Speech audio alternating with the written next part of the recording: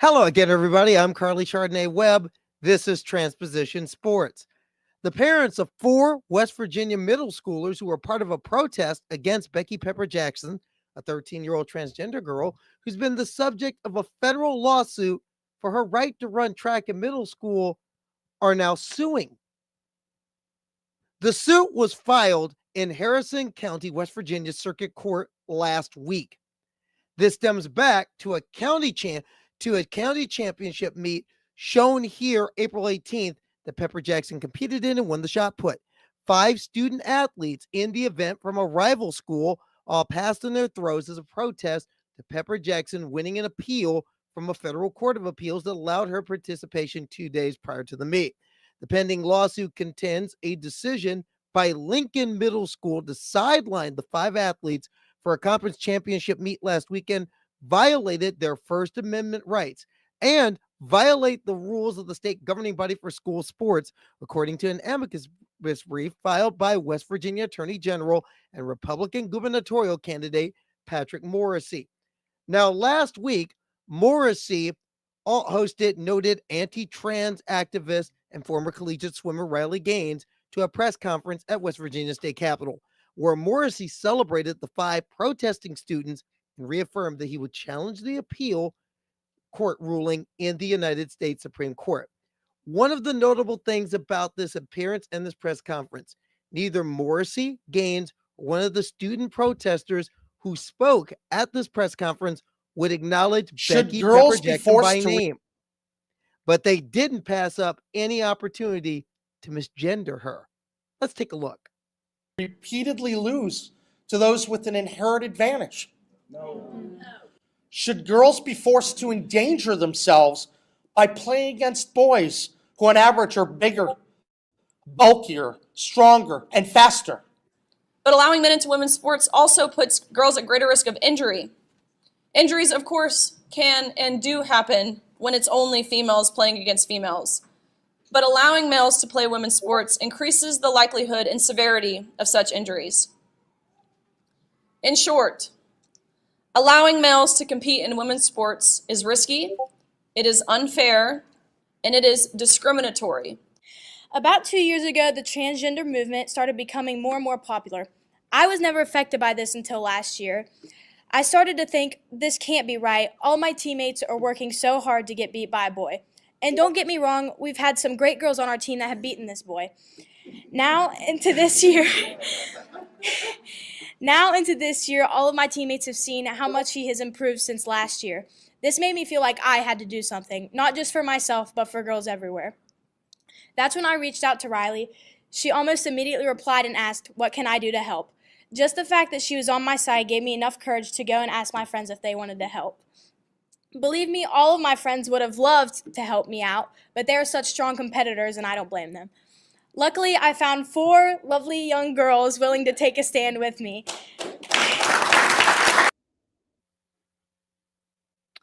But now, here's where it gets confusing. According to Morrisey's brief, students, quote, will not be permitted to engage in athletic competition, perhaps beyond last Saturday's conference championship meet. However, all 5 did participate in the South Harrison Middle School invite earlier this week. In fact, that was Monday. And Emmy Salerno, the young girl who just spoke in that clip, won the shot put event and helped Lincoln win the girls team title in the 4-team meet. Now, one thing that's not confusing is where Mr. Morrisey is in all this. Remember, Patrick Morrisey has a stake because he's running for the top of the Republican ticket for a higher office in November. The primary election is set for May 14th. And in a previous interview 2 weeks ago, he said this about Pepper Jackson. Up in Bridgeport recently, that someone is doing a shot put. I praised the little girls who walked off and didn't compete because they have to face a male. You don't want little girls to be facing hulking males in the locker rooms. Yep, that's right. That's exactly what he said. Becky Pepper Jackson is pretty much a hulking male in a locker room. Now, what about Becky Pepper Jackson and all this? Notice none of them could say her name, but they all could demean her and dehumanize her as they engage in transphobia. Hashtag just saying. And now, a special spotlight tonight. A congratulations to a favorite of mine in sports. Scottish soccer goalkeeper and trans sports researcher Blair Hamilton. Excuse me, she has a new title now. Congratulations to Dr. Blair Hamilton, who last week successfully defended her PhD dissertation at the University of Brighton in the UK. Not only does she do her thing as a researcher, including playing a key role in the IOC-backed study, which has been debated recently, that showed that transgender women in sport may be at a disadvantage in critical areas in athletics. She also did her thing on the pitch. Her nickname in English soccer is the washing machine because she keeps the sheets clean. And she was in goal for Tier 5 Saltdean United Women's. And Saltdean United won the Sussex County Challenge Cup in a 3-0 win over New Haven last week. As an athlete and a researcher, Hamilton has been a cornerstone figure in a place where it certainly isn't easy to be trans. There's a reason why they call the place Turf Island. Yet Hamilton has been rock steady in speaking out, as she's been rock steady in the net at the university level and at the FA pyramid level. And earlier this week, I got 5 good minutes with Dr. Blair Hamilton, PhD. Dr. Blair Hamilton, I've waited for this interview for a long time. First, congratulations on the PhD and on the Sussex Challenge Cup victory. But I've been thinking about this question for at least 5 years.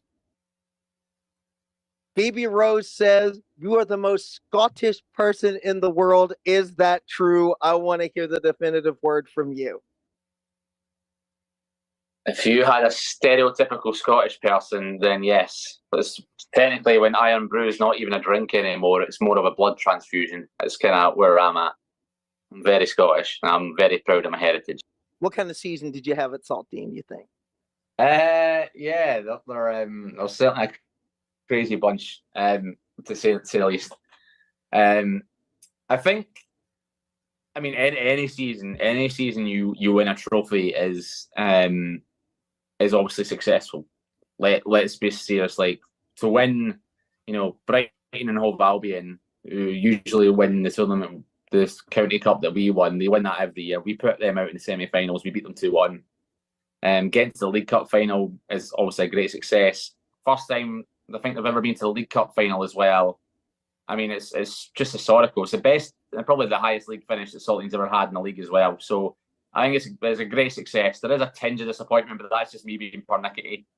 It's been a fantastic season, and honestly, I think every girl in that dressing room just deserves a massive amount of credit because they've really played their socks off this season. So can't really fault them, to be honest. Pivoting real quick to the study that just came out and your hand in it. What is one thing that study definitively says that people don't quite understand, and what is one thing that it doesn't say that people think it says? So I think there's one thing that it says that a lot of people don't. So the main conclusion we got from the study was you can't equate cisgender male athletes to transgender women athletes, and that's the take-home message of the study. The second part of it, where people think that it says something that it doesn't actually tell you what's lost or gained through gender-affirming hormone therapy, because it's only cross-sexual in nature. So it's only a slice of cake in time. So there's no causation to it. And so really the purpose that we had of that study was basically to, get a better understanding of transgender athletes. And that's all it's given us. So don't give us any silver bullets or any big revealing things. It's just let us better understand what the transgender athlete is. I think that's really what, again, just to kind of summarize it in a wee nutshell, is what that study was to provide. It's just to provide a better understanding of what a transgender athlete is, because everyone's shouting and everyone's noise at the moment, and we're just literally, well, actually, let's explore the actual population we're talking about, because beforehand we didn't have arguably any studies in transgender athletes at all. So why do we not just understand what they're doing, understand where they're at? And again, it's only a small sample. It's only a small sample of British transgender athletes. It's, not the be all and end all.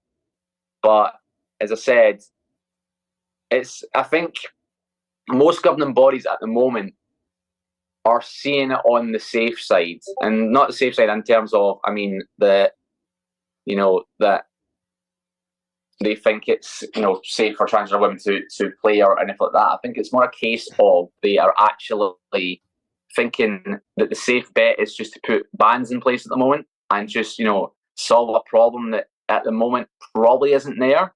Because you've seen multiple our sports governing bodies banning transgender women at the elite level of sport when there actually isn't any of them competing.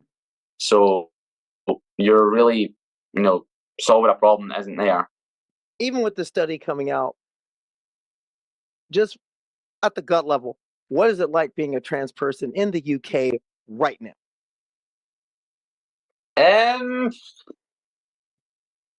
I don't know. This is a thing. Like I tend not to watch the news. I tend to try and stay off social media and all that sort of stuff. But I think, especially in terms of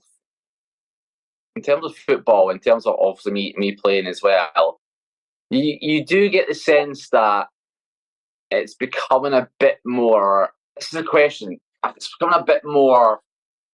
What's the word? Openly acceptable to be discriminatory. I think that's probably the best way of putting it. There's a lot more. Again, this thing, and I always never like this, but it's never to my face. No one ever actually is discriminatory to like when I'm playing or anything like that to my face. It's always to like one of my teammates or someone on the sideline overhears it or blah blah blah. So I never really get the full brunt of it. But yeah, I try not to concern myself with these things. I just try and get on with my.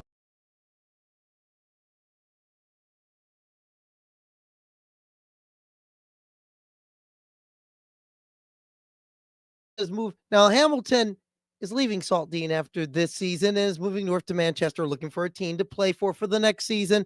And she says, even at age 34, she's got something in the tank left. She still wants to go. So if you're looking for someone to keep the ball in the net, and if you're tier 5 or tier 4, put your money on her. She's a proven performer. Trust her. She's a doctor. And finally tonight, a little bit of trans joy.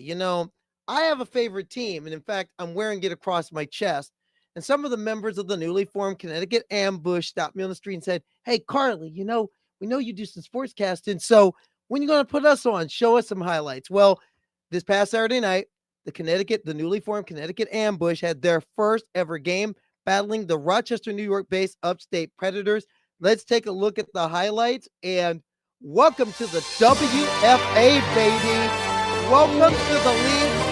And the first official stat of this new team, and it was by some anchor. And you know what? She aight. You know something? That anchor who made that sack, she's okay. She's nothing special. But first touchdown of this new team, Anaya Booker, 8 yards, 7-0, Ambush up front. First big special teams play in team history happened in the first quarter. Tanaja Bostic with the block punt. Anna Villafane recovered. That's the way it ended, 7-0 at half. Now, the first touchdown pass of a new team, Sam Valentino, 19 yards, to Caitlin Avery. Caitlin Clark is not the only Caitlin who's doing it big in women's sports, 14-0 Ambush. Then, Valentino, next in the fourth quarter, loaded up deep for Avery again, 35-yard completion, and that set up, look at this, the first wild play of this new team, Valentino to Avery, 21 yards, touchdowns, 20-0. And then the first pick 6 in team history, Sherelle Allen, 55 yards, goodbye. The Ambush went on to win the season opener 30-0, their next game against the Maine Mayhem in Portland Saturday night. And oh, by the way, I'm not just a booster of the Connecticut Ambush. The first sack was done by yours truly. I play for them, and I'm glad that I do. For all of us at Transposition Sports, I'm Carly Chardonnay Webb.